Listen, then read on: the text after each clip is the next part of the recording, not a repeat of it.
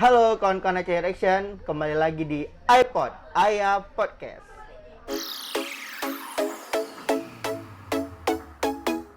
Oke, kenalin, aku Faranati Dedevullah akan bersama kawan-kawan untuk berdiskusi secara asik dan edukatif dan ditemani oleh narasumber kita yang luar biasa pada hari ini. Saya Hiban Aroyan dari CIMSA FKUSK dan saya merupakan mahasiswa angkatan 2018 dari Fakultas Kedokteran Universitas Syah Kuala Banda Aceh. Mungkin nih ada yang belum kenal nih sama CIMSA, mungkin bisa sedikit dikulik apa sih CIMSA itu? Oke. Untuk CIMSA sendiri merupakan panjangan dari Center for Indonesian Medical Students Activities. Jadi kita punya 27 lokal di seluruh Indonesia yang saat ini salah satunya itu adalah CIMSA FKUSK sebagai pendiri utama dari CIMSA itu sendiri.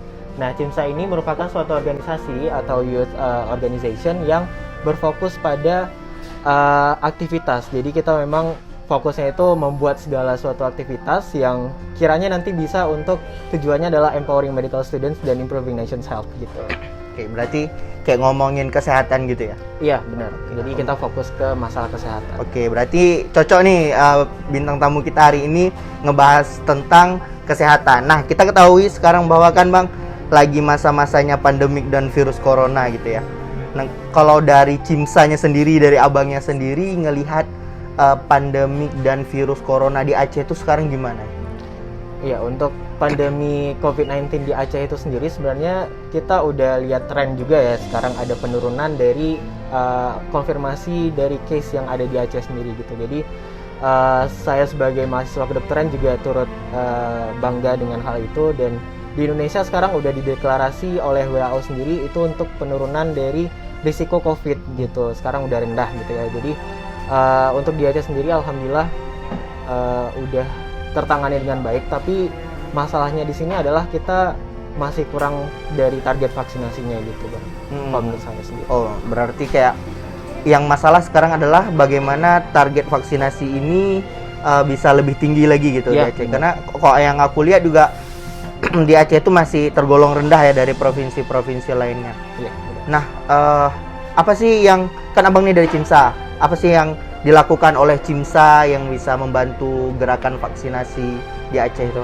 Oke, ya untuk di Aceh, untuk di CIMSA sendiri kita ada beberapa aktivitas juga ya. Kalau misalnya di lokal dari CIMSA FKUSK kemarin sempat bikin kayak edukasi terkait dengan vaksinasi COVID-19. Tapi untuk di tingkat nasionalnya kita ada suatu proyek atau program itu aktivitas yang melibatkan 30 kabupaten kota di seluruh Indonesia, salah satunya itu adalah Aceh gitu. Jadi kita pengen ada program vaksinasi dari mahasiswa kedokteran itu ingin membantu sebagai vaksinatornya di masing-masing daerah di 30 kabupaten kota itu gitu. Berarti kayak anak muda juga berperan dalam menjadi yang actionnya kayak gitu, yang ya, orang membantu memvaksinasinya gitu. Bagus sih, maksudnya kita tahu selama ini kan yang bergerak TNI, Polri, sedangkan anak muda yang punya tenaga lebih, yang punya pikiran lebih, punya inovasi juga harus bergerak gitu ya. Nah, menurut Abang sendiri nih, anak muda dalam mempercepat vaksinasi ini, misalnya dia nggak dari CIMSA, apa sih yang bisa anak muda lakukan sebagai anak muda nih yang punya jiwa muda? Oke, yang pertama mungkin kita bisa melalui hal yang terkecil dulu ya.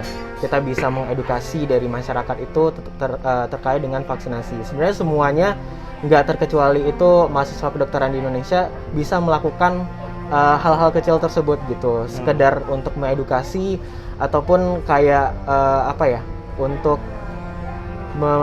membiasakan bahwasanya masyarakat itu untuk lebih paham terkait dengan vaksinasi itu gimana sih, apa pentingnya vaksinasi itu bagi kita di masa pandemi ini ya tentunya.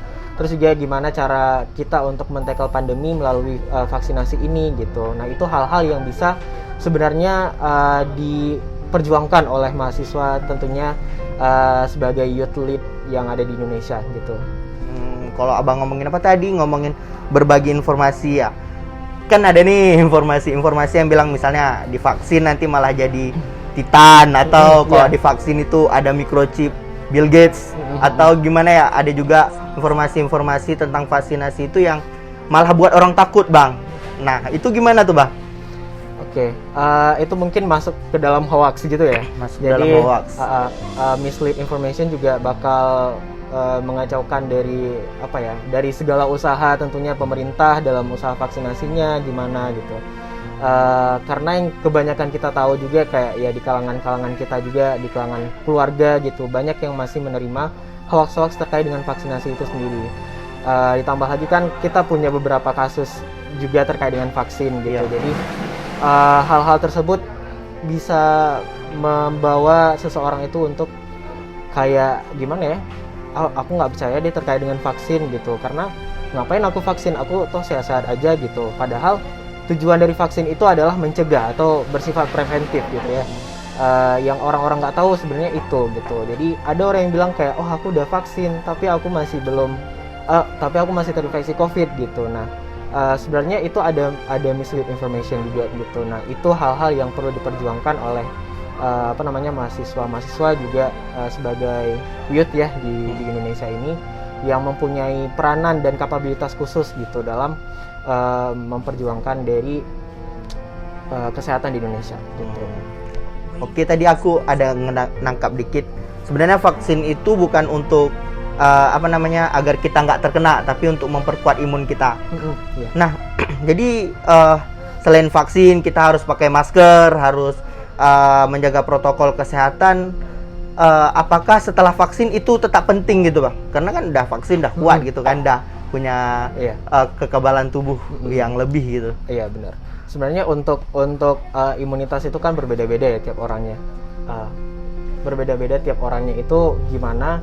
Jadi kalau bagi saya sendiri sebenarnya dari yang kami pelajari gitu ya, dari yang kami pelajari itu memang untuk vaksin ini tujuannya adalah preventif gitu. Jadi bukan berarti kita udah vaksin terus kita bebas gitu, nggak pakai protokol kesehatan, terus kita juga kayak mengabaikan dari infeksi virus COVID-19 itu masih tetap bisa loh gitu. Nah jadi kalau bagi saya sendiri sebenarnya protokol kesehatan itu penting untuk tetap dijaga. Jadi jangan sampai kayak ada pemikiran, oh saya udah vaksin nih, udah 2 kali dosis malah, atau tambah booster lagi gitu vaksin yang ketiga. Tapi tetap tidak mematuhi protokol kesehatan. Sebenarnya itu hal-hal yang masih harus di engage lagi di masyarakat Indonesia supaya tidak ada mislead information terkait dengan vaksin gitu. Ngomongin tentang vaksin dan anak muda, kita ketahui kalau mayoritas mahasiswa Unsia wajib gitu vaksin kemarin ya, waktu isi KRS kayak harus ada surat vaksin dulu baru bisa isi KRS. Nah itu sebenarnya kebijakan yang bagus atau gimana sih bang? Karena kan itu juga maksudnya agak pemaksaan gitu ya, tapi kan demi kepentingan bersama juga. Kalau menurut dari abangnya sendiri gimana? Kalau menurut dari saya sendiri sebenarnya itu hal yang bagus ya untuk diterapkan juga. Kenapa? Karena sebenarnya kalau misalnya yang saya lihat juga dari masyarakat Indonesia ini, kalau misalnya nggak dipaksa kayaknya masih agak kurang awareness-nya gitu ya. Jadi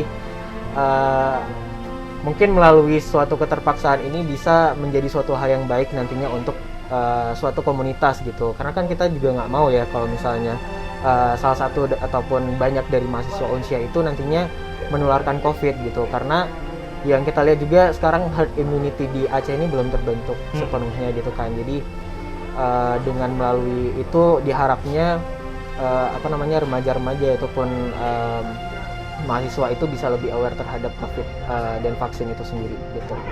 Jadi gimana pertama dari paksaan jadi bisa kebiasaan dan bisa diikuti oleh orang-orang lain gitu. Apalagi kan kita nih mahasiswa juga sebagai contoh, sebagai orang yang mempunyai intelektual dan bisa ditiru oleh masyarakat lainnya. Nah tapi kan bang, kita ketahui bahwa vaksinasi ini banyak kejadian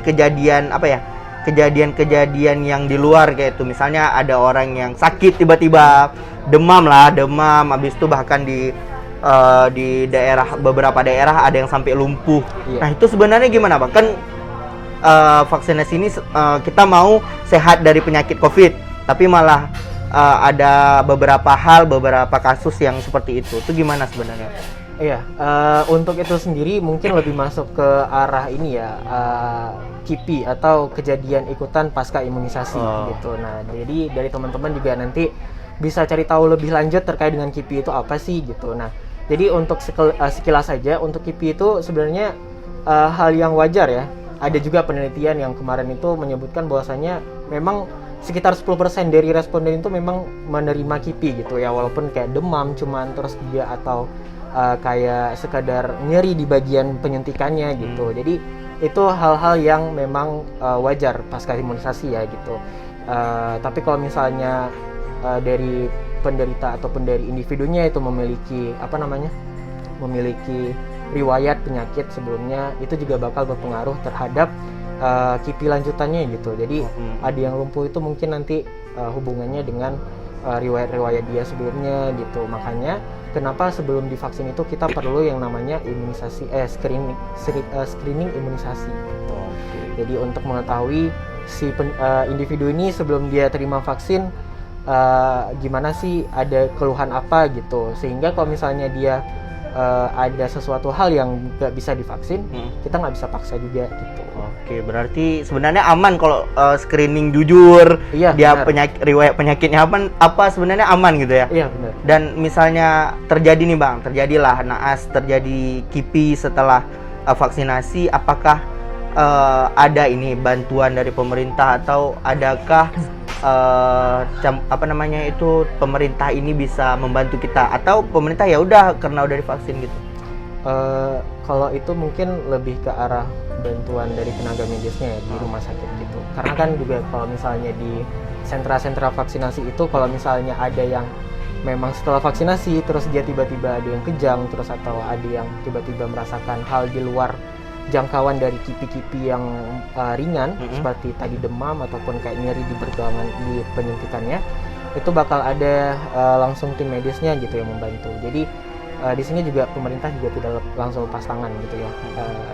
Dari pemerintahnya ada menyediakan kayak juga, kalau nggak salah ada tim medis kemarin itu di sentra vaksinasi. Berarti nggak perlu takut akan ada KIPI setelah akan ada efek nih setelah vaksin, karena pasti akan ada tim medis yang akan menangani gitu. Oke.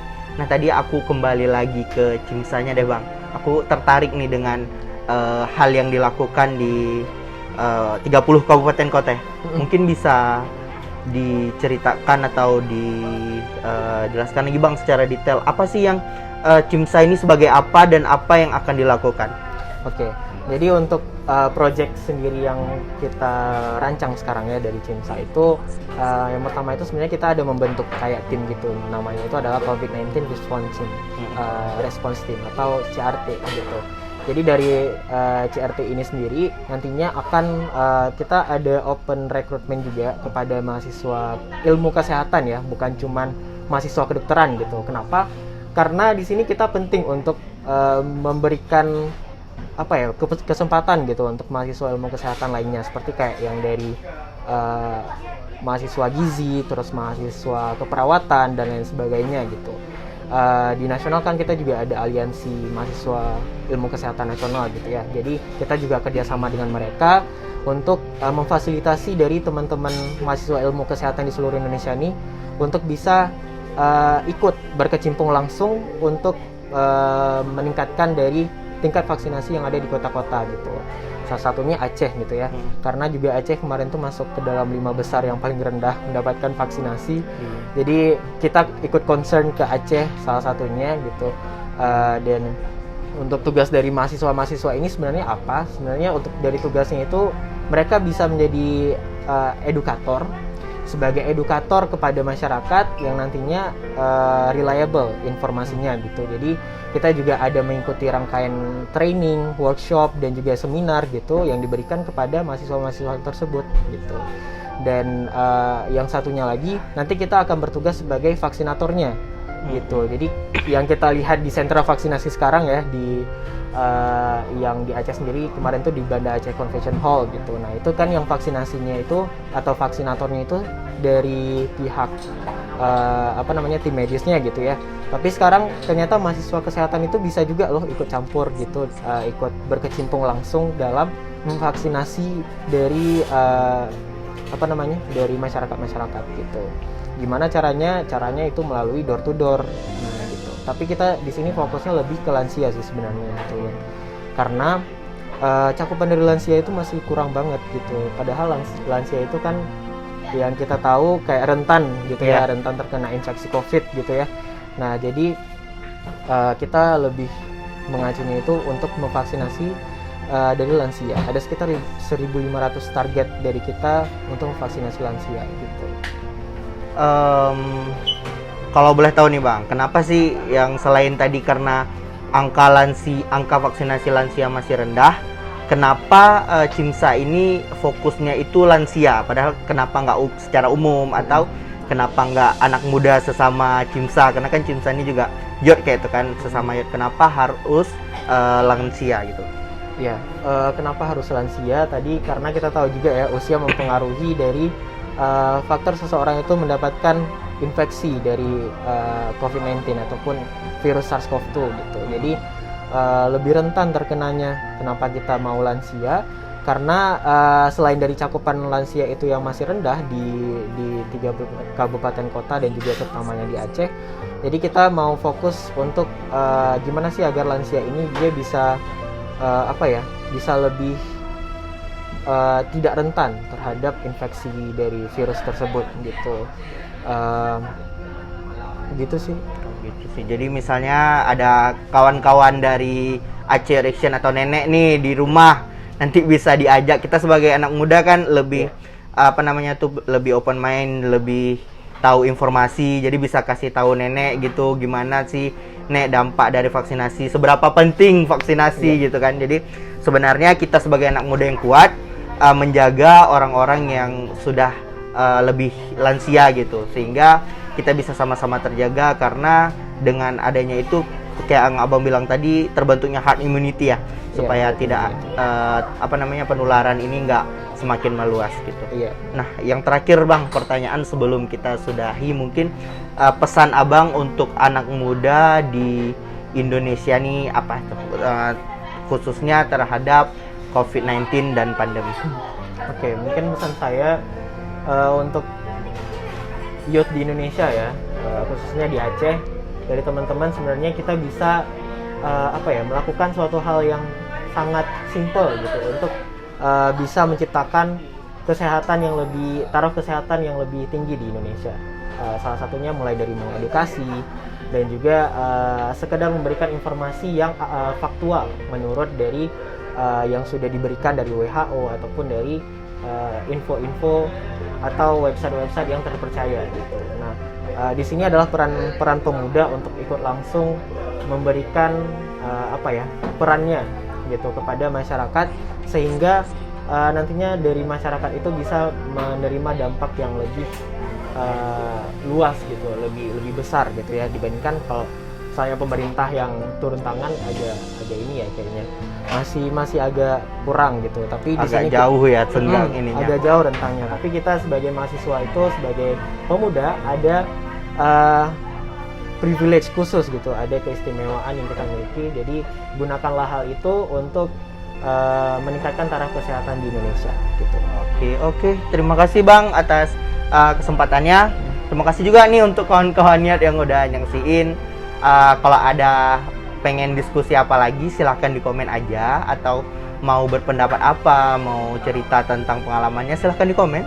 Jangan lupa di like, di komen, dan di subscribe. Jangan lupa di share juga, supaya ilmu bermanfaat yang kita diskusikan tadi juga dirasakan oleh kawan-kawan yang lainnya. Oke, selamat sampai jumpa di iPod selanjutnya dengan pemateri yang luar biasa dari anak muda di Indonesia dan di Aceh. Oke, sampai jumpa.